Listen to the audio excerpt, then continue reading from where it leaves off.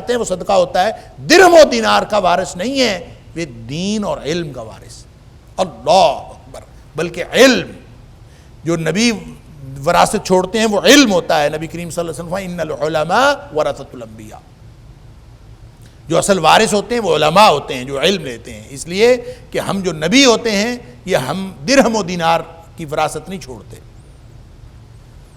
وَاجْعَلْهُ رَبِّ رَضِيًّا، اللہ اکبر، اللہ اس کو ہمارا وارث بھی بنا اور اس کو اپنا پسندیدہ بنا، تجھے جو پسند آ جائے، وَاجْعَلْنَاهُ رَبِّ رَضِيًّا، پسند والا، نہایت پسندیدہ بنا، جو عوام میں بھی مقبول ہو، تجھے بھی پسند ہو، ایک ایسی شخصیت بنا دے۔ اس لیے میں اکثر عرض کیا کرتا ہوں، لوگ کہتے ہیں اولاد کی دعا کریں، اللہ اکبر، کبھی اولاد کی دعا نہ کیا کریں، ہمیشہ نیک اولاد کی دعا کیا کریں۔ اولاد صرف اللہ تعالیٰ اولاد عطا کر دے، اولاد تو فتنہ ہے۔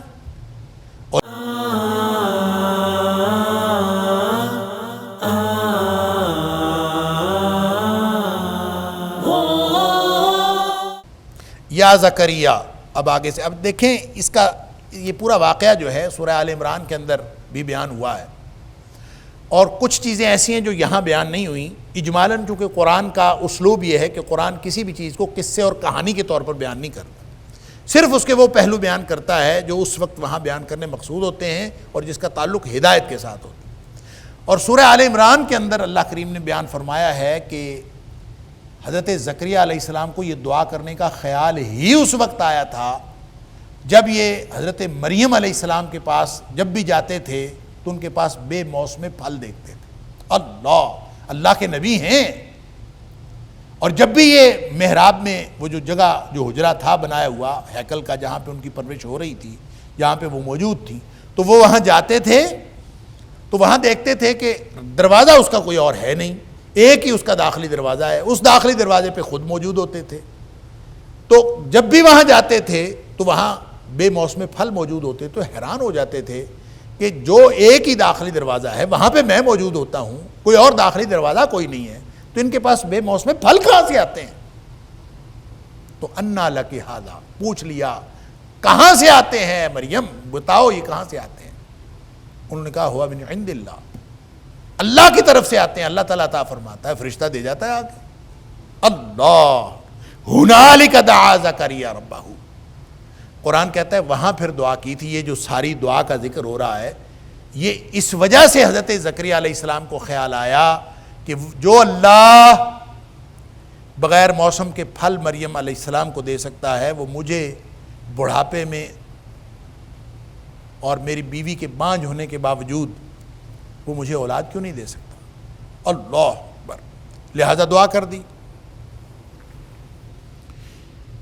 یا زکریا انا نبشرک بغلام اسمہ یحییٰ لم نجعل لہ من قبل سمیہ، اے زکریا علیہ السلام ہم تجھے خوشخبری دیتے ہیں بغلام، ایک لڑکے کی بیٹا ہوگا، اسمہ یحییٰ، اس کا نام یحییٰ ہوگا، یعنی بیٹے کی خوشخبری مل گئی، ساتھ نام بھی رکھ دیا، سبحان اللہ، اللہ کی طرف سے نام بھی مل گیا، اور ساتھ یہ خوشخبری بھی ملی کہ لم نجعل لہ من قبل سمیہ، کہ اس سے قبل اس کا ہم نام کوئی نہیں ہوا، ہم نے بنایا ہی کوئی نہیں اس کا ہم نام۔ یہ جو سمیہ ہے نا، ہے تو یہ سین میم واو اس کا مادہ، وہی جو سما کا مادہ ہے، وہی مادہ جو جس سے اسم ہے، جس سے نام ہے، لیکن سمیہ، سمیٌ خاص طور پر اس شخص کو کہتے ہیں جس کا جو ہم پلہ ہو، ہم نظیر ہو یا ہم نام ہو، تینوں باتیں ہو سکتی ہیں۔ یعنی اہل لغت نے لکھا ہے موافق فی اسمہ، یعنی جو اس کے نام میں اس کے برابر ہو، ہم نام ہو، یا پھر او نظیرہ، مثال میں اس کے برابر ہو، ہم پلہ ہو۔ وہ اس کا مطلب یہ ہے فضیلت میں، مقام میں، مرتبے میں اور مثال دینے میں، کسی بھی اعتبار سے اس کے ہم پلہ ہو۔ تو سمیہ کا معنی صرف ہم نام نہیں ہے، یعنی ہم اس کا ترجمہ یوں کریں گے، ہم نام بھی اس کا معنی ہے، چونکہ پیچھے نام آ رہا ہے، اس لیے اکثر مفسرین نے یہی ترجمہ کیا ہے کہ ہم نے اس کا نام یحییٰ رکھا ہے اور اس سے پہلے اس کا نام کوئی نہیں رکھا، کسی کا نام یہ یحییٰ نہیں ہے۔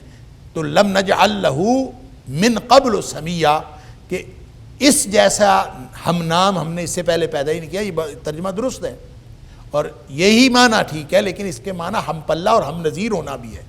گویا اللہ نے یہ خوشخبری دی کہ نام بھی اس کا اعلیٰ ہے، اس کے جیسا کوئی ہم نام بھی کوئی نہیں ہے، ہم پلہ اور ہم نظیر بھی کوئی نہیں، اس جیسا بے مثال آدمی ہوگا۔ اور بے مثال کیسے ہوگا وہ آگے ذکر بھی ہو گیا، نام کے اعتبار سے بھی بے مثال ہے اور کام کے اعتبار سے بھی بے مثال ہے۔ لیکن اب تعجب ہوا حضرت زکریا علیہ السلام کو، قال رب انا یکون لی غلام وکانت امراتی عاقرا وقد بلغت من الکبر عتیا۔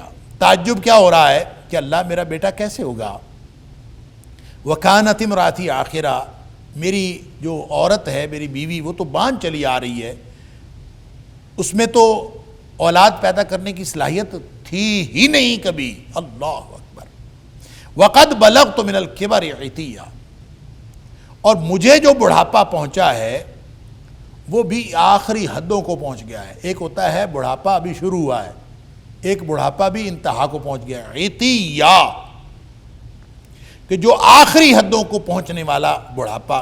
عتیا کہتے ہیں کہ بڑھاپے کے سبب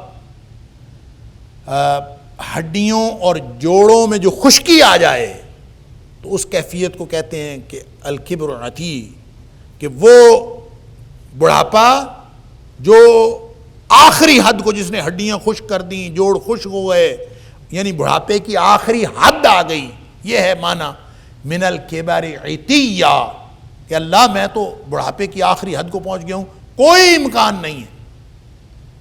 اور بیوی ہمیشہ زبان چلی آ رہی۔ یہ تعجب دعا کرتے وقت نہیں ہوا، دعا کرتے وقت یہ خیال نہیں آیا کہ اللہ نہیں کر سکتا، اور نہ ہی ان کے دل میں یہ تعجب تھا کہ اللہ تعالیٰ نہیں کر سکتا۔ اگر یہ تعجب ہوتا تو دعا ہی نہ کرتے، دعا کی ہے، لیکن جب قبولیت کی بشارت ملی ہے تو اس وقت تعجب ہوا ہے۔ اور اس کا مطلب یہ ہے کہ یہ تعجب اللہ کی قدرت پر نہیں تھا، اللہ کی قدرت پر تعجب ہوتا تو وہ دعا ہی نہ کرتے۔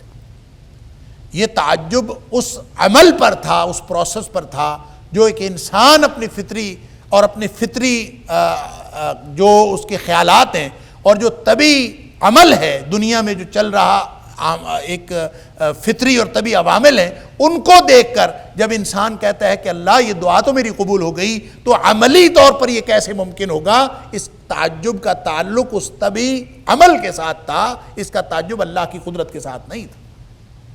لہذا فرشتے نے کہہ دیا، حکم ہوا، قال کذالک قال ربک هو علی ہین۔ یہ جو کذالک ہے نا، یہ آگے بھی ذکر ہوگا، جہاں حضرت مریم علیہ السلام کو بیٹے کی بشارت ہوئی تھی تو انہوں نے بھی آگے سے حیرت کا اظہار کیا کہ مجھے کبھی بشر نے چھوا نہیں، یہ کیسے ہوگا؟ تو اس کے جواب میں بھی فرشتے نے کہا تھا قال کذالک۔ کذالک کا کیا معنی ہے؟ یہ کذالک اور بھی جگہوں پہ قرآن میں استعمال ہوا ہے، مثلاً جہاں ذوالقرنین کا ذکر ابھی سورہ کہف کے اندر ہم پڑھ کے آئے ہیں، اور اس کے اندر بھی جب اللہ تعالیٰ نے فرمایا کہ ذوالقرنین نے سفر کیا، ثم اتبع سببا، پھر وہ ادھر کو گیا حتیٰ بلغ مغرب الشمس مطلع الشمس، وہ سورج غروب ہونے کی جگہ پہ پہنچ گیا، وہ سورج طلوع ہونے کی جگہ پہ پہنچ گیا۔ تو یہ بڑی حیرت ناک اور حیرت انگیز بات سمجھ آتی ہے کہ یہ عجیب بات ہے، سورج غروب ہونے کی جگہ پہ پہنچ گیا، پھر وہاں سے سفر کیا، سورج طلوع ہونے کی جگہ پہ پہنچ گیا۔ وہاں پہ اللہ تعالیٰ نے فرمایا کذالک، ہاں اسی طرح ہوا ہے، حیرت کی بات، لیکن بات ایسے ہی ہے۔ اللہ اکبر، گویا اللہ تعالیٰ کی قدرتوں کے اور اللہ تعالیٰ کے جو کام ہیں وہ ظاہری قدرتوں کے، ظاہری عوامل کے اور اسباب کے پابند نہیں ہیں۔ کذالک، ہاں بظاہری طور پر تو بات ایسی ہے۔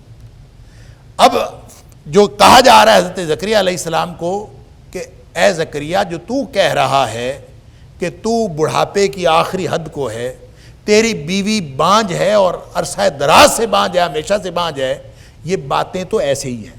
قال کذالک، گل تے ایویں ہی ہے، بات تو ایسے ہی ہے، لیکن یہ ظاہری عوامل کی بات ہے۔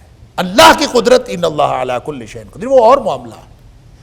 تیری بات ٹھیک، قال کذالک، قال ربک، لیکن تیرے رب نے جو کہا ہے نا، هو علی ہین، ظاہری عوامل اور ظاہری اسباب نہ ہونے کے باوجود تیرے رب نے کہا ہے کہ یہ تو میرے اوپر بڑا آسان ہے، کوئی مسئلہ ہی نہیں ہے۔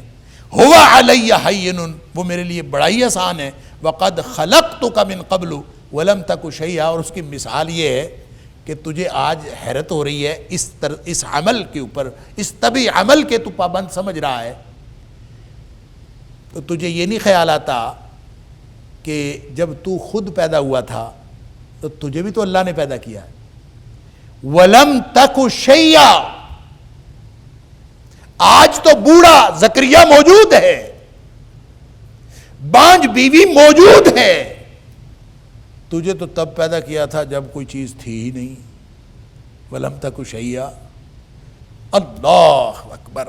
هَلْ أَتَىٰ عَلَى الْإِنسَانِ حِينٌ مِّنَ الدَّهْرِ لَمْ يَكُنْ شَيْءٌ مَّذْكُورًا، انسان اس پر ہی غور کر لے، عدم سے اللہ نے پیدا کیا ہے، انسان کوئی قابل ذکر چیز تھا ہی نہیں۔ اس کا ایک معنی تو یہ ہے کہ انسان اپنی اوقات کو یاد کرے کہ وہ حقیر قطرہ آب ہے، اس کی اوقات یہ ہے، اور ایک اس کا معنی یہ ہے کہ عدم سے پیدا کیا، تھا ہی کوئی نہیں۔ تو یہی اللہ تعالیٰ نے یہاں فرمایا، قال کذالک، فرشتے نے کہا ایسا ہی ہے، تو بوڑھا ہے، آخری حد کو پہنچ چکا ہے، بیوی تیری بانجھ ہے، انتہا ہے اس بات کی، لیکن تیرا رب یہ کہتا ہے ہوا علی حین، یہ میرے لیے بڑا ہی آسان ہے، یہ کوئی مسئلہ ہی نہیں ہے۔ وقد خلقتک من قبل، اس سے پہلے تجھے بھی تو پیدا کیا ہے، ولم تک شیئا، اور تو کچھ بھی نہیں تھا، تجھے عدم سے پیدا کیا۔ اس بات کو سوچ لے تو اس کا مطلب یہ ہے کہ اللہ تو ہر چیز پر قدرت رکھنے والا ہے، وہ کہیں سے بھی پیدا کر سکتا۔ سمجھ آ گئی بات کی کہ ٹھیک ہے اللہ، تو اب یہ عمل، طبی عمل جو ہے، جو پہلے حمل ٹھہرتا ہے، پھر وہ 9 مہینے عورت اس کو لے کے پھرتی ہے، پھر ڈیلیوری ہوتی ہے، پھر یہ سارا کچھ ہوگا، اس کا مطلب ہے تو اس کے بغیر ہی پیدا کر دے گا۔ تو اب یہ کیسے ہوگا؟ پھر کوئی نشانی میرے لیے مقرر کر دے۔ قال رب اجعل لی آیہ، اللہ کوئی نشانی بتا دے تاکہ ہمیں پتہ چل جائے بیٹا آنے والا ہے، سبحان اللہ، کوئی نشانی بتا دے۔ فرمایا قال آیتک اللہ تکلم الناس 3 لیال سویہ، تیری نشانی یہ ہے کہ تو لوگوں سے بات نہیں کر سکے گا، اللہ تکلم الناس، تو لوگوں سے بات نہیں کر سکے گا 3 لیال، 3 راتیں۔ سویہ، سویہ کا 2 طرح سے معنی ہو سکتا ہے۔ ایک سویہ کا معنی یہ ہے کہ تو ٹھیک ٹھاک ہوگا، تندرست ہوگا، اس کے باوجود تو بات نہیں کر سکے گا۔ سویہ کا معنی تندرست اور ٹھیک ٹھاک۔ دوسرا معنی سویہ کا برابر، یعنی مسلسل 3 راتیں۔ تو سویہ یہ صفت ہو سکتی ہے، یہ حال ہو سکتا ہے حضرت زکریا علیہ السلام کا بھی، اور یہ کیفیت ہو سکتی ہے 3 لیال کی ایک صفت بھی ہو سکتی ہے۔ دونوں معنی ہو سکتے ہیں، اس کا مترجمین نے دونوں معنی کیے اور دونوں ہی درست ہیں۔ 3 راتیں مسلسل تو بات نہیں کر سکے گا، یا ٹھیک ٹھاک ہونے کے باوجود تو بات نہیں کر سکے گا، دونوں معنی درست ہیں۔ فخرج علی قومہ من المحراب، پھر وہ اپنے قوم کی طرف محراب سے نکلے۔ محراب پہلے بھی بات ہو چکی، محراب کا معنی یہ حرب سے ہے، حرب لڑائی کو کہتے ہیں۔ تو لڑائی کے لیے عام طور پر لوگ اونچی جگہ پر کھڑے ہوتے تھے، لہٰذا کوئی بھی بلند جگہ جو بنائی جاتی اس کو محراب کہا جاتا تھا، اور بعد ازاں ہر اس چیز کو محراب کہا جانے لگا جو کسی بھی طرح ابھری ہوئی جگہ ہو، اوپر کو ابھری ہوئی ہو تو بھی محراب ہے، اور سائیڈوں کو ابھری ہوئی ہو تو بھی محراب ہے۔ اور عام طور پہ ہم سائیڈوں میں یہ جو مسجدیں بنتی ہیں اور مسجدوں کی جو ابھری ہوئی جگہ جہاں پہ امام کھڑا ہوتا ہے ہم اس کو محراب کہتے ہیں، اور اس میں اصل میں ابھرا ہوا ہونا یہ معنی کا، اس کے اندر معنویت ہے، اور جو معنی کا ترادف ہے وہ اصل میں یہ ہے۔ تو جو بھی محراب تھا وہ اونچی جگہ تھی یا وہ ابھری ہوئی جگہ تھی ایک سائیڈ کو، اس محراب سے نکلے۔ فَأُوحَىٰ إِلَيْهِمْ، اللہ اکبر، اور اللہ تعالیٰ نے وحی کی، اللہ تعالیٰ نے وحی کی، فَأَوْحَىٰ إِلَيْهِمْ، اللہ اکبر، اور اللہ تعالیٰ نے وحی کی، فَأَوْحَىٰ إِلَيْهِمْ، اللہ اکبر، اور ان کی طرف پھر انہوں نے وحی کی یا اشارہ کیا. یہ اوحا جو ہے دو معنی، تین معنی، بلکہ کئی معنی اس کے. اوحا کا معنی دل میں ڈال دینا بھی ہوتا ہے، اوحا کا مطلب خفیہ اشارہ بھی ہوتا ہے، خفیف اشارہ بھی ہوتا ہے، خفیف اشارہ کر دینا. اور وہ اصطلاحی معنی وحی کا کہ اللہ کا پیغام نبیوں کی طرف آنا، وہ بھی اس کا معنی ہوتا ہے. لہذا اوحا کا معنی سورہ نحل کے اندر ہم نے پڑھا کہ فاوحا ربک الی النحل، تیرے رب نے وحی کی شہد کی مکھی کی طرف. اب ظاہر ہے اس کا مطلب وہ اصطلاحی وحی تو نہیں ہے، لیکن اس کے دل میں کوئی بات ڈال دی، اس کی فطرت میں رکھ دی، اس کی سرشت میں رکھ دی. اسی طرح اللہ تعالیٰ نے وَأَوْحَيْنَا إِلَىٰ أُمِّ مُوسَىٰ، موسیٰ علیہ السلام کی والدہ کی طرف اللہ تعالیٰ نے وحی کی، اور ظاہر ہے وہ بھی ایک خفیہ اشارہ تھا، خفیف اشارہ تھا، اللہ تعالیٰ کی طرف سے القاء ہوا. تو اسی طرح فَأَوْحَىٰ إِلَيْهِمْ، اب یہ جو حضرت زکریا علیہ السلام کوئی کام کر رہے ہیں لوگوں کی طرف جن کی طرف وہ نکلے ہیں، فَخَرَجَ عَلَىٰ قَوْمِهِ، اپنے قوم کی طرف نکلے، من المحراب، اپنے اس حجرے سے.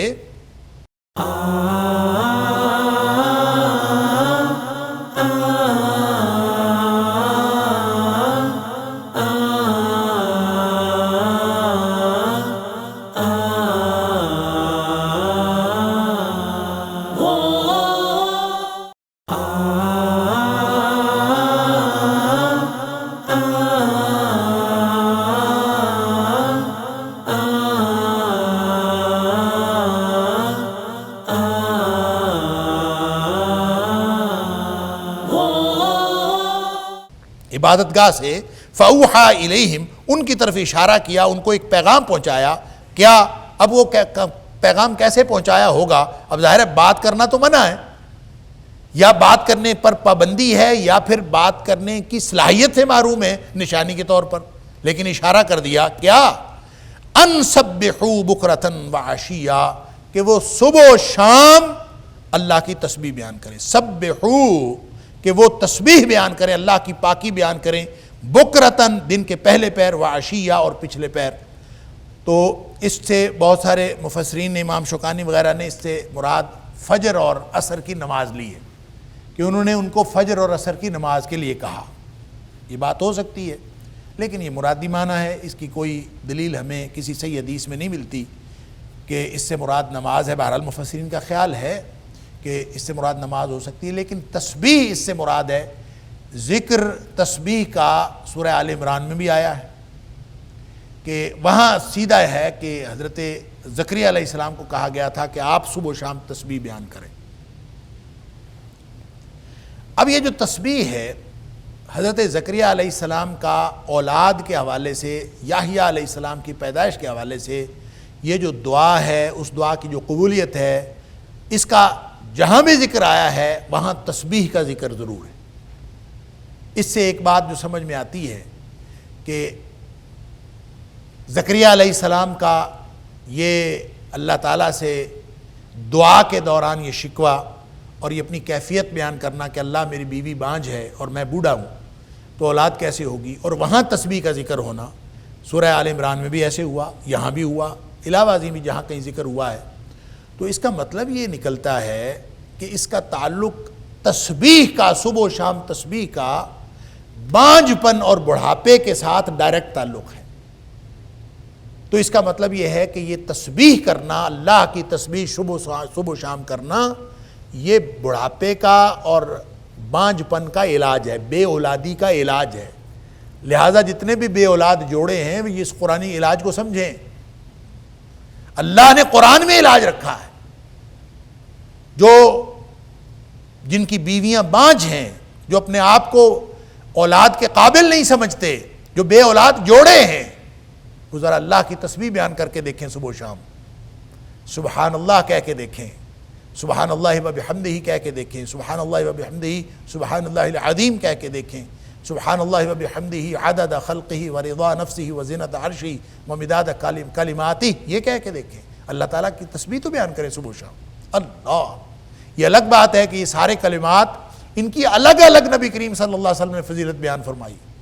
صرف سبحان اللہ کہنا، اللہ اکبر، 100 دفعہ کوئی شخص سبحان اللہ کہہ دے نبی اکرم صلی اللہ علیہ وسلم فرمایا ایسے ہے جیسے اس نے 100 گھوڑے اللہ کے راستے میں صدقہ کر دیے۔ جس نے سبحان اللہ و بحمدہ 100 دفعہ کہا، نبی اکرم صلی اللہ علیہ وسلم فرمایا اللہ تعالیٰ اس کے یوں گناہ معاف کر دیتا ہے چاہے اس کے گناہ سمندر کی جھاگ کے برابر ہوں، جتنے بھی گناہ ہو سارے معاف ہو جاتے ہیں صرف سبحان اللہ و بحمدہ کہنے سے۔ اور سبحان اللہ و بحمدہ سبحان اللہ العظیم، یہ تو 2 کلمات وہ ہیں جو نبی اکرم صلی اللہ علیہ وسلم فرمایا اللہ کو بڑے ہی پسند ہیں، میزان میں بہت ہی بھاری ہیں، اللہ کو بہت ہی پسند ہے، زبان پہ اگرچہ ہلکے ہیں۔ لہٰذا جو شخص جو کلمات اللہ کو پسند ہیں، اس کا مطلب ہے جو کلمات کہنے والا ہے وہ بھی اللہ کو پسند ہے۔ کلمات اللہ کو پسند ہے، حبیبتان الی الرحمن، سبحان اللہ، بخاری شریف کی آخری حدیث آپ نے سنی ہوئی۔ تو جب کلمات اللہ کو پسند ہیں حبیبتان الی الرحمن، تو وہ جو کلمات کہہ رہا ہے وہ بھی تو اللہ کو پسند ہو گیا۔ انسان اللہ کے پسندیدہ بندوں میں شمار ہو جاتا ہے جب وہ سبحان اللہ و بحمدہ سبحان اللہ العظیم کہتا ہے۔ اور رہ گیا سبحان اللہ و بحمدہ عدد خلقہ و رضا نفسہ و زینت عرشہ و مداد کلماتہ، تو اس کے بارے میں نبی اکرم صلی اللہ علیہ وسلم کا یہ فرمان کہ 3 دفعہ کوئی شخص پڑھ لے صبح و شام، اس کو کسی اور ذکر کی ضرورت ہی باقی نہیں رہتی۔ اللہ اکبر۔ اما عائشہ صدیقہ رضی اللہ تعالیٰ عنہ یا کوئی اور ام المومنین نماز کے بعد بیٹھی ذکر کر رہی تھی، مصلی پہ بیٹھی ہیں، ذکر کیے جا رہی ہیں، دل تو ہر ایک کا کرتا ہے نا۔ نبی اکرم صلی اللہ علیہ وسلم نے فرمایا تو اگر یہ 3 کلمات کہہ لینا تیرے سارے ذکر کی ضرورت باقی نہیں رہے گی۔ اللہ اکبر۔ اور یہ کلمات 3 دفعہ کون سے کہنے؟ سبحان اللہ و بحمدہ عدد خلقہ و رضا نفسہ و زینت عرشہ و مداد کلماتہ۔ تو بہرحال یہ جو صبح و شام تسبیح ہے نا، یہ بے شمار فضیلتیں اپنے اندر لیے ہوئے ہے، اور اس میں ایک فضیلت اس کی یہ ہے کہ یہ بے اولادی کا علاج ہے۔ یا یحییٰ خذ الکتاب بقوہ، ابھی اللہ کی طرف سے یحییٰ علیہ السلام کی طرف جو حکم آ رہا ہے، اے یحییٰ کتاب کو قوت کے ساتھ پکڑو، وآتیناہ الحکم، اور ہم نے اس کو حکمت عطا کی تھی، صبیہ، اس وقت جب وہ بچہ تھا۔ یعنی یہ جو حکم ہے کہ اے یحییٰ تو کتاب پکڑ لے، یہ بچپن میں ہو رہا ہے یا یہ بعد ازاں جب وہ عمر نبوت کو پہنچ گئے ہیں اس وقت ہو رہا ہے؟ اور اس کتاب سے مراد تورات ہے جو موسیٰ علیہ السلام پر نازل ہوئی تھی، اور اس کے بعد بہت سارے بنی اسرائیل جو ہیں اسی ضابطے اور شریعت کے تحت رہے، یا اس سے مراد کوئی اور کتاب ہے جو اللہ تعالیٰ نے خاص طور پر یحییٰ علیہ السلام کو دی تھی، واللہ عالم۔ اس سے یہ بھی مراد ہو سکتا ہے کوئی اور کتاب اللہ تعالیٰ نے دی ہو، لیکن اکثر مفسرین کا خیال یہ ہے کہ کتاب سے مراد تورات ہی ہے جو اللہ تعالیٰ نے ان کو دی تھی، ان کو کہا پکڑو۔ اور ظاہر ہے یہ حکم کب ہو رہا ہے؟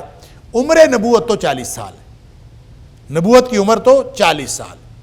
البتہ اللہ تعالیٰ نے اعلان کسی کے بارے میں شروع میں کر دیا ہو کہ یہ نبی ہوگا، اور تقدیر کے فیصلے پہلے ہی بتا دیے ہوں تو یہ اور بات ہے، جیسے حضرت عیسیٰ علیہ السلام کے بارے میں بتا دیا۔ تو یہاں یہ جو کہا جا رہا ہے کہ یا یحییٰ خذ الکتاب بقوۃ، اس کتاب کو قوت کے ساتھ پکڑو، یعنی اس کے اعمال کو، اس کے احکام کو، اس کے اندر جتنے حکم دیے گئے ہیں ان کو پکڑو، ان کے ضابطوں کو پکڑو۔ تو اس کا مطلب ہے یہ حکم تو بعد ازاں جب وہ عمر نبوت کو پہنچے ہیں یا سمجھداری کی عمر کو پہنچے ہیں اس وقت دیا جا رہا تھا، ساتھ البتہ یہ بتا دیا ہے وَآتَيْنَاهُ الْحُكْمَ صَبِيًّا، اللہ نے حکمت اور دانائی تو اس وقت ہی عطا کر دی تھی جب وہ ابھی بچے تھے، لڑک پن سے ہی حکمت و دانائی عطا ہو گئی تھی، نبوت اس وقت عطا ہوئی جب وہ عمر نبوت کو پہنچے۔ وَحَنَانًا مِن لَدُنَّا وَزَكَاةً، اور نرم دلی، حنان محبت کرنے والا، یا کہہ لیجئے کہ جو شفقت ہوتی، شفقت اور محبت کو کہتے ہیں حناناً، محبت کرنے والا، یا وہ شفقت من لدنا، ہماری طرف سے شفقت اور محبت بھی عطا ہوئی، وزکاتن، اور پاکیزگی عطا ہوئی، وکان تقیہ، اور ویسے ہی وہ پرہیزگار تھا، یعنی گناہوں سے بچنے والا اور نیکیاں کرنے والا، اللہ کی ناراضگی سے بچنے والا اور اللہ کی رضامندی حاصل کرنے والا، وہ کان تقیہ کا یہ معنی۔ وبرم بوالدیہ، اور وہ نیکی کرنے والا تھا اپنے والدین کے ساتھ، ولم یکن جبارا عصیا، اور وہ سرکش اور نافرمان نہیں تھا۔ اللہ اکبر۔ اس کا مطلب یہ ہے کہ جو بندہ والدین کے ساتھ نیکی کرنے والا ہو وہ کبھی بھی سرکش اور نافرمان نہیں ہو سکتا۔ جس نے سرکشی اور نافرمانی سے بچنا ہے وہ والدین کے ساتھ نیکی کرے۔ یہ گویا ایک اصول بھی بتایا جا رہا ہے۔ وَبَرًّا بِوَالِدَيْهِ، وہ اپنے والدین کے ساتھ نیکی کرنے والا تھا۔ وَلَمْ يَكُنْ جَبَّارًا عَصِيًّا، اور وہ سرکش اور نافرمان نہیں تھا۔ وَسَلَامٌ عَلَيْهِ يَوْمَ وُلِدَ، سلامتی ہو اس پر جس دن وہ پیدا ہوا۔ وَيَوْمَ يَمُوتُ، اور اس دن بھی سلامتی ہو جس دن وہ فوت ہوگا۔ وَيَوْمَ يُبْعَثُ حَيًّا، اور جس دن دوبارہ وہ زندہ ہو کے اٹھایا جائے گا اس دن پر بھی سلامتی ہو۔ کیونکہ یہ تین مراحل ایسے ہیں جو انسان کی زندگی میں انتہائی اہم اور انتہائی خوفناک اور ہولناک ہے۔ ایک تو دنیا میں آنا انسان کا، اور دوسرا دنیا سے جانا، اور تیسرا دوبارہ اٹھایا جانا۔ یہ تینوں مراحل اگر اللہ تعالیٰ سلامتی والے کر دے تو اس کا مطلب ہے انجام سلامتی والا ہو گیا انشاءاللہ۔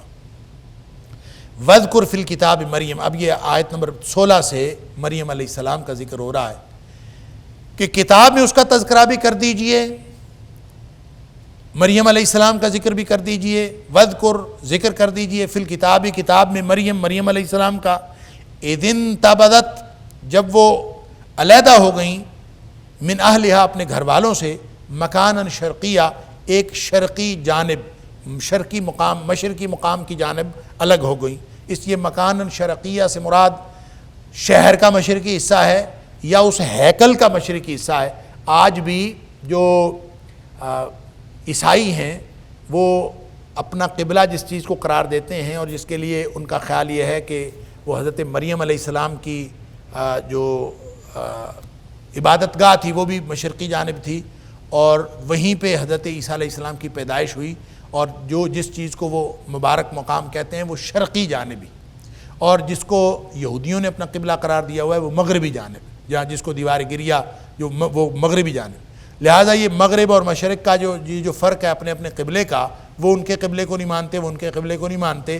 قبلے تو یہ کبھی تھے ہی نہیں، یہ انہوں نے خود بنائے ہیں، یہ خود ساختہ ہیں، اس لیے یہ ایک دوسرے کو نہیں مانتے۔ اس کا تعلق اس بات سے ہے مشرقی حصے کا کہ اس میں حضرت مریم علیہ السلام نے عبادت کی، وہ ان کی عبادت گاہ تھی، اور وہاں پہ حضرت عیسیٰ علیہ السلام پیدا ہوئے، وگرنہ بطور قبلہ وہ کبھی نہیں رہا، ان کی عقیدت ہے اس جگہ کے ساتھ۔ اور جو مغربی جانب ہے جس کو دیوار گریا، جو مغربی جانب ہیکل کا باقی حصہ ہے جس میں یہ جا کے اپنے حج وغیرہ کرتے ہیں اور اس کو حج قرار دیتے ہیں اور اس کو اپنا قبلہ قرار دیتے ہیں، یہ بھی دراصل کبھی قبلہ رہا نہیں۔ یہ بھی اس دور میں جس دور میں یہ لوگ بابل کا جو حکمران تھا بخت نصر، وہ ان کے اس پورے ہیکل کو تباہ کر گیا تھا، اور اس شہر کو تباہ و برباد کر کے ہزاروں اور یا لاکھوں، بعض کہتے ہیں 1 لاکھ یہودیوں کو جو ہے وہ گرفتار کر کے لے گیا تھا، اور یہ وہاں پہ بھیڑ بکریوں کی طرح ایک عرصہ رہے۔ تو اس عرصے کے دوران جو 586 قبل مسیح سے لے کر 537 قبل مسیح تک یہ وہاں پہ رہے۔ اس کے بعد جو کہا جاتا ہے کہ ایرانی سائرس جو تھا، ایرانی بادشاہ، اس نے آ کے جب بابل پر حملہ کیا تو اس نے ان کو آزادی دلائی اور پھر یہ واپس آئے۔ وہ جو عرصہ تھا 586 قبل مسیح سے لے کر 537 قبل مسیح تک، تقریباً یہ جو 50 سال بنتے ہیں، 49 سال، اس نصف صدی کے دوران یہ لوگ روتے تھے اور رویا کرتے تھے اپنے ہیکل کو یاد کر کر۔ اپنے جیسے آدمی اپنے کسی مقدس مقام کو یاد کر کے روتا ہے کہ وہ ہمارا تھا، یا اپنے گھر کو ہی یاد کر کے روتا، تو اس دوران یہ رویا کرتے تھے، اور اس دوران ہی یہ لوگ جو ہیں وہ انہوں نے اس ہیکل کے بارے میں یہ تقدیس اپنے ذہنوں میں بنا لی تھی۔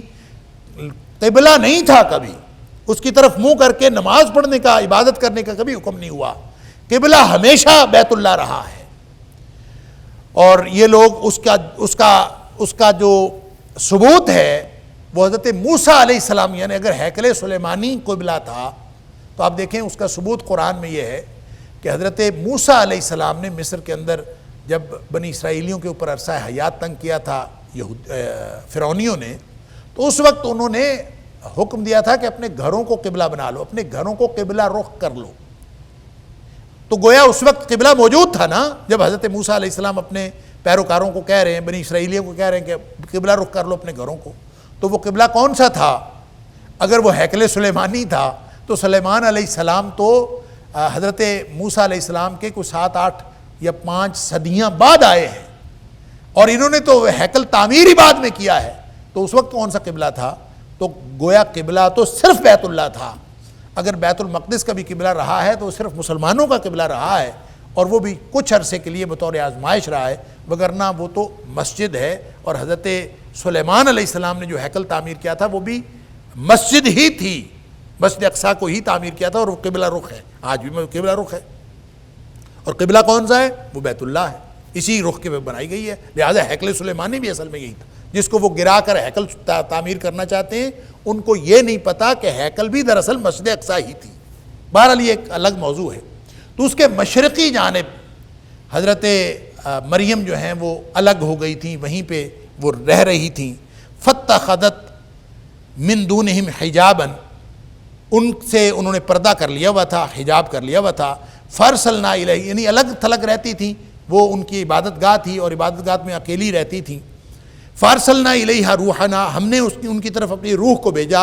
روح سے مراد پورے قرآن میں بار بار جہاں جہاں بیان ہوا ہے روح سے مراد حضرت جبریل علیہ السلام، روح القدس، گویا اللہ تعالیٰ نے فرشتے کو بھیجا. فتمثل، انہوں نے شکل اختیار کی، لہا اس کے لیے، بشرا سویا، پورے کے پورے آدمی کی، یعنی بالکل ایک آدمی کی شکل، ٹھیک ٹھاک آدمی کھڑا سامنے، یعنی انسانی شکل میں، مکمل انسانی شکل میں حضرت جبریل علیہ السلام ان کے پاس آئے.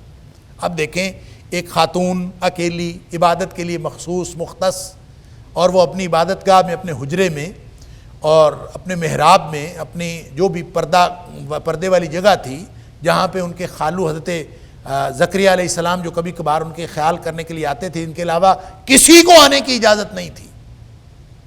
تو وہاں پہ ایک آدمی کھڑا ہوا، دیکھ کے پریشانی تو ہوتی ہے. تو حضرت مریم کو بہت پریشانی ہوئی. قالت انی اعوذ بالرحمن منک، کہا کہ میں رحمان کی پناہ میں آتی ہوں تجھ سے، کہ اللہ میری حفاظت کرے، رحمان میری حفاظت کرے. ان کنت تقیا، تو پرہیز، اگر تو یعنی اگرچہ تو ہو پاکیزہ اور پرہیزگار، تو بھی میں تجھ سے اللہ کی پناہ میں آتی ہوں. یعنی ایک نیک آدمی، پرہیزگار آدمی بھی اکیلا تنہائی میں کسی عورت کے پاس چلا جائے تو جتنا مرضی بڑا پرہیزگار ہو اس وقت، اور نبی اکرم صلی اللہ علیہ وسلم نے فرمایا کہ جہاں کہیں تم تنہائی میں غیر محرم کے ساتھ ہوگے، تیسرا شیطان ہوگا. لہذا اگرچہ تو پاک پرہیزگار ہی ہو، پھر بھی میں اللہ کی پناہ میں آتی ہوں. پریشان ہو گئیں. قال انما انا رسول ربک، انہوں نے کہا کہ پریشان نہ ہو، میں تو تیرے رب کا بھیجا ہوا ہوں، میں تو فرشتہ ہوں، میں انسان نہیں ہوں.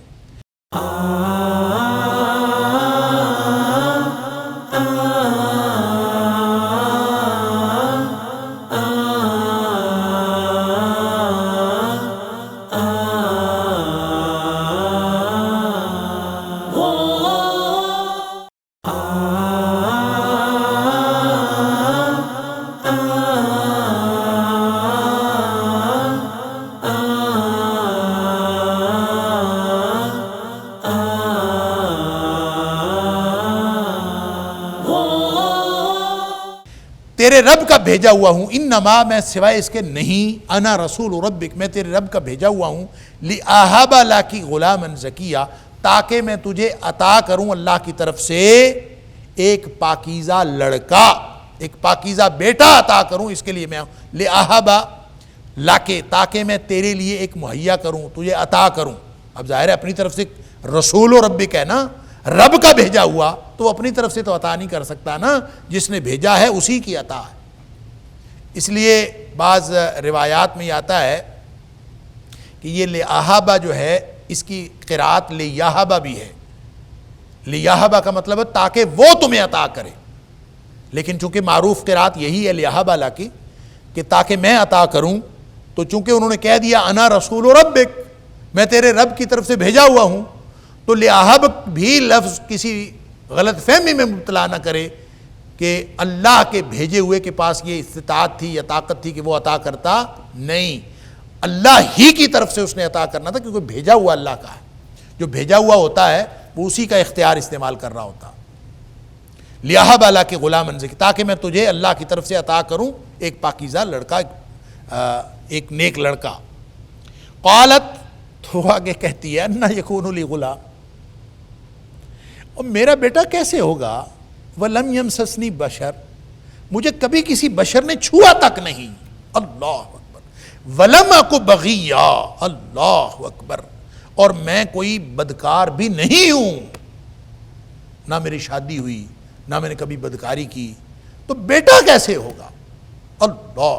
وہ ظاہری اسباب، ظاہری طبی عوامل اس کے اعتبار سے، اللہ کی قدرت کے اعتبار سے نہیں، ظاہری طبی عوامل. ظاہر ہے شادی ہوتی ہے، پھر میاں بیوی ہوتے ہیں، پھر ان کا ملاپ ہوتا ہے، پھر اللہ تعالیٰ نے ایک طبی طریقہ بنایا ہے، پھر اس سے تناسل ہوتا ہے، آگے نسل بڑھتی ہے. سب لوگوں کو اسی تناسل کا پتہ. اللہ اکبر. قال کذالک، فرشتہ کہتا ہے غلط ہے تیری، ٹھیک. اللہ، بات تو یہی ہے. کذالک، تجھے کسی بشر نے چھوا نہیں، نہ تو بدکار ہے، ظاہری طور پر ظاہری اسباب کے اعتبار سے اولاد پیدا ہونے کا کوئی امکان نہیں. کذالک، ایسے ہی ہے، ٹھیک کہہ رہی ہے تو. قال ربک هو علی ہین، وہی بات جو زکریا علیہ السلام کو کہی تھی حضرت یحییٰ علیہ السلام کے حوالے سے. اللہ، کہ ٹھیک کہتی ہے تو، لیکن تیرا رب یہ کہتا ہے کہ یہ میرے لیے آسان ہے، کوئی مسئلہ نہیں ہے، بہت ہی آسان ہے.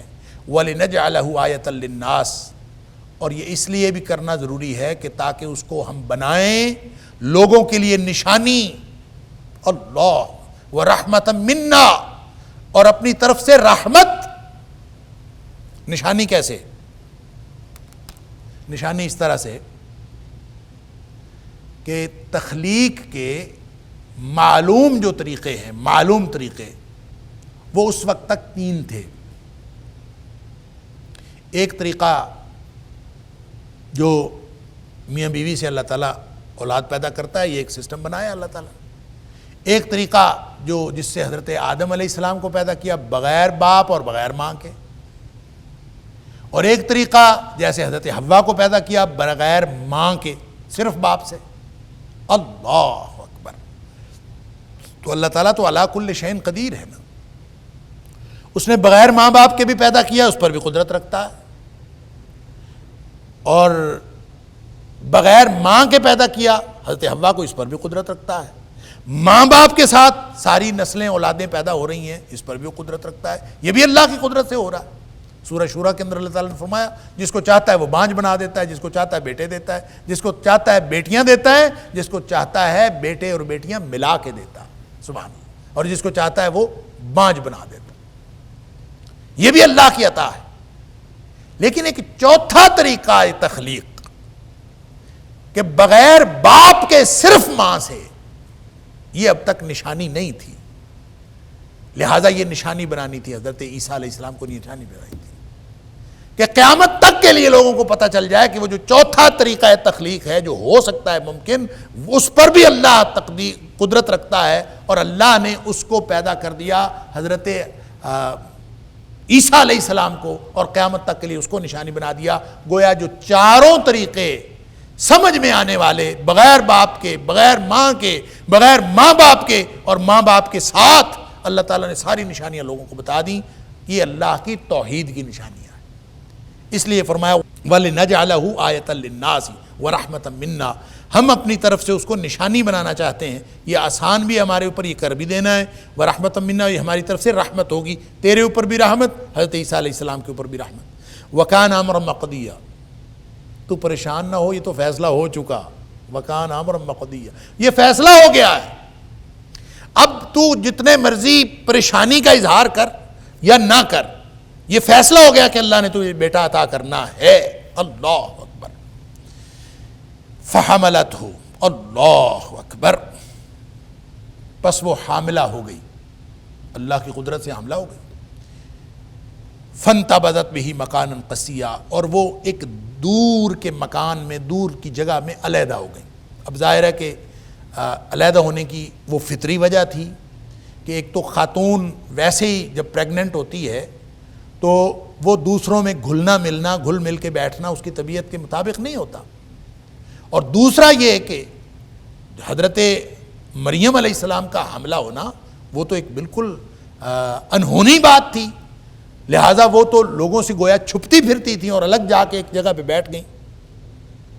فَأَجَاهَا الْمَخَاضُ إِلَى جِذْعِ النَّخْلَةِ، اور جب ان کو درد ذہ ہوا، جو پینز ہوتی ہیں خواتین کو خاص طور پر ڈیلیوری کے وقت، اللہ اکبر، تو وہ مخاض جو ہے، جو درد ذہ ہے، وہ ان کو لے آیا، فَأَجَاءَهَا الْمَخَاضُ، ان کو لے آیا درد ذہ، إِلَى جِذْعِ النَّخْلَةِ، ایک کھجور کے تنے کی طرف لے آیا۔ ظاہر ہے پریشانی میں اکیلی خاتون ہو، درد ذہ شروع ہو جائے، اللہ اکبر، تو وہ کیا کرے؟ کوئی راستہ نہیں مل رہا، جگہ نہیں مل رہی، کہاں جاؤں؟ تو پریشانی میں، گھبراہٹ میں وہ کھجور کے تنے کے پاس آ کے لیٹ گئی ہوں گی، بیٹھ گئی ہوں گی، اللہ، یا اس کے ساتھ ٹیک لگا کے بیٹھ گئی۔ اب فرماتی ہیں قالت یا لیتنی مت قبل ھذا، کہتی ہیں کاش میں اس سے پہلے مر گئی ہوتی، وکنت نسیا منسیا، اور میں بالکل بھولی بسری ہو گئی ہوتی، لوگوں کی یادوں سے بھی میں ہو گئی ہوتی۔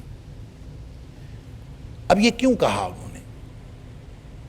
ایک تو اس وجہ سے کہ بچہ پیدا ہوگا اور وہ لوگوں کو کیا منہ دکھائیں گی، کیا کیسے بتائیں گی، کیسے سمجھائیں گی، اور یہ طبی باتیں ہیں جو انسان کی فطری باتیں ہیں جو ہر شخص کے ذہن میں آتی ہیں۔ یہ فطری اور طبی خوف جو ظاہری حالات دے کے آتا ہے، یہ سارے نبیوں کو بھی آتا رہا۔ حضرت موسیٰ علیہ السلام کو جب عصا سانپ بنا تھا تو خوف تو پیدا ہوا تھا، ڈر کے بھاگ کھڑے ہوئے تھے، تو اللہ تعالیٰ نے فرمایا تھا لا تخف، نہ ڈرو، اس لیے کہ یہ اللہ کی قدرت ہے، اللہ کی قدرت کی نشانی ہے۔ تو جب بتا دیا تو پھر خوف ختم ہو گیا۔ علی ھذا القیاس، کسی بھی شخص کے خوف میں طبی طور پر جو حالات ہوتے ہیں وہ دیکھ کر خوف پیدا ہونا، طبی تقاضے پیدا ہونا، یہ بالکل فطری بات ہے۔ نبیوں کی شان یہ ہوتی ہے کہ وہ فطری حاجات کے باوجود اور فطری خوف اور امیدوں کے باوجود وہ صرف اللہ کے حکم پر چلتے ہیں اور کبھی اس سے نہیں بہکتے۔ اللہ نے ان کو اپنی حفاظت میں لیا ہوا ہوتا ہے، اور وہ سارے طبی تقاضوں کے باوجود وہ اللہ کے حکم سے سر منہ انحراف نہیں کرتے۔ یہی تو شان ہے نبیوں کی، سبحان اللہ۔ اب حضرت مریم جو ہیں ان کو پریشانی ہوئی، ایک تو اس لیے کہ میں لوگوں کو کیا بتاؤں گی، کیا دکھاؤں گی، کہ کہاں کہاں مجھے وضاحت کرنی پڑے گی، کیسی کیسی میں وضاحتیں دوں گی۔ اب اندازہ تو کریں بغیر شادی کے کسی کے بچہ ہو جائے، وہ بیچاری کرے گی کیا؟ اور نیک پاک خاتون ہو، کسی کو کیا جواب دے گی؟ ایک تو یہ پریشانی، اور دوسرا وہ جو درد ذہ کی وجہ سے، لیبر پینز کی وجہ سے جو اس وقت کیفیت ہوتی ہے عورت کی، اور پھر اس کو کوئی سنبھالنے والا بھی نہ ہو، تو وہ کیفیت بھی دراصل ایک موت ہی کا دوسرا نام ہوتا ہے، اللہ۔ لہذا وہ فرماتی ہیں کہ یا لیتنی مت قبل ھذا، کاش میں اس سے پہلے مر گئی ہوتی، وکنت نسیا منسیا، اللہ اکبر۔ اس پریشانی میں، درد ذہ میں ان کی زبان سے یہ نکلا۔ بھوک بھی لگی ہوگی، کوئی انتظام بھی کوئی نہیں، کوئی کھانے پلانے کا، کھلانے پلانے کا بھی کوئی انتظام نہیں، سارے حالات، اور اس کے اوپر لیبر پینز اور بالکل ڈیلیوری کا وقت۔ فناداہا من تحتہا، پس آواز دی اس کو اس کے نیچے سے۔ اب یہ ظاہر فرشتے نہیں، نیچے سے مراد وہ بلند مقام پر تھیں، کہیں نیچے سے آواز آئی، اللہ تحزنی، غم نہ کرو، کوئی مسئلہ نہیں ہے، یعنی دلاسا دیا، پریشانی نہیں ہے۔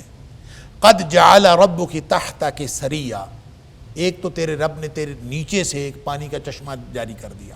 سریا سے مراد چھوٹی نہر یا پانی کا چشمہ، جہاں پڑی تھیں، جہاں بیٹھی تھیں، وہیں پہ اللہ تعالیٰ نے ایک پانی کا چشمہ جاری کر دیا جہاں سے وہ پانی پی سکتی ہیں۔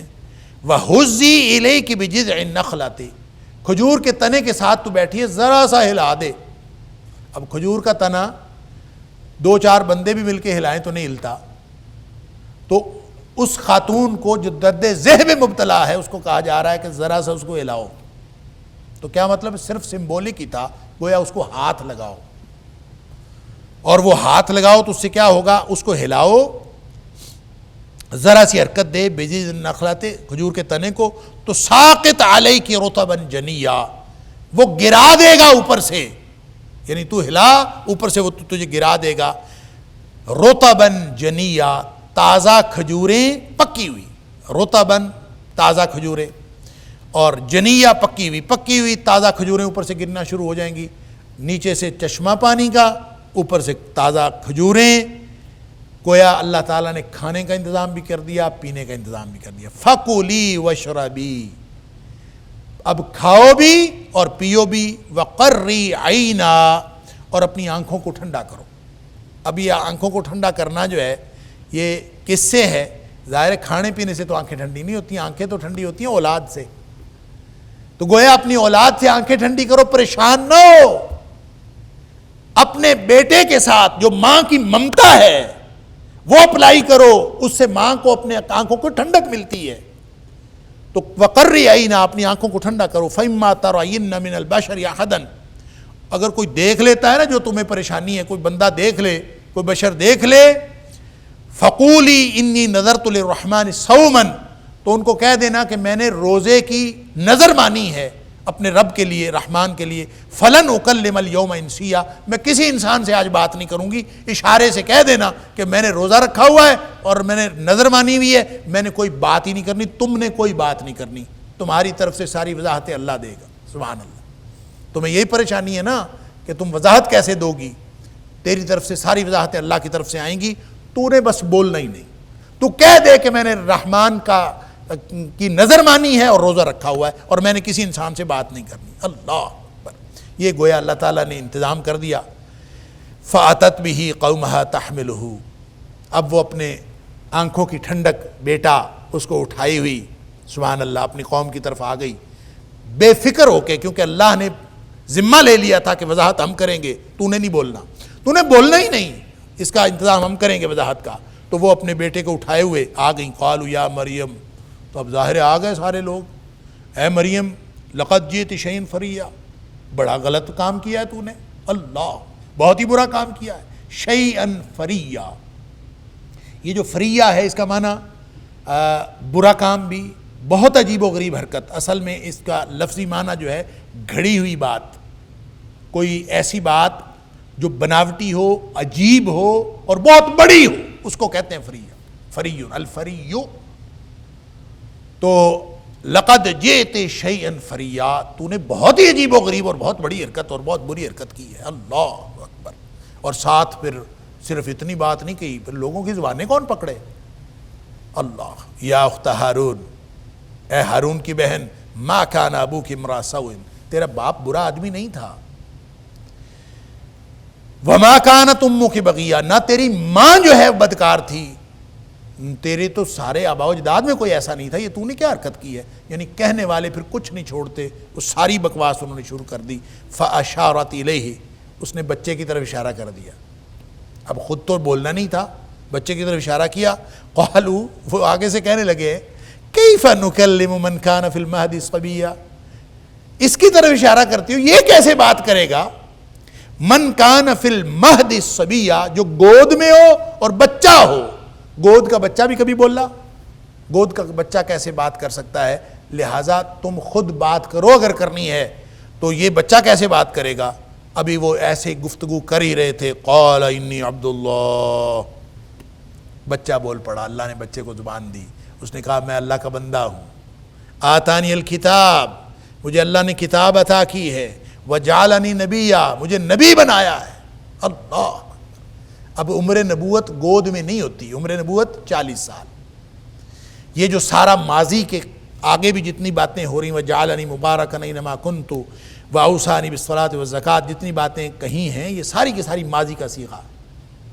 لیکن ماضی کا صیغہ کیا ہے؟ یہ اللہ کی تقدیر کا فیصلہ بتایا جا رہا کہ اللہ نے نبی بنا دیا ہے. سبحان اللہ، میں اللہ کا بندہ ہوں. اور یہ پوری وضاحتیں حضرت عیسیٰ علیہ السلام جو ابھی گود میں تھے ان کی زبان سے اللہ تعالیٰ نے فرما دی. اللہ تعالیٰ مجھے اور آپ کو قرآن سمجھنے اور عمل کرنے کی توفیق عطا فرمائے. وقت ہو گیا. وآخر دعوانا ان الحمد للہ رب العالمین.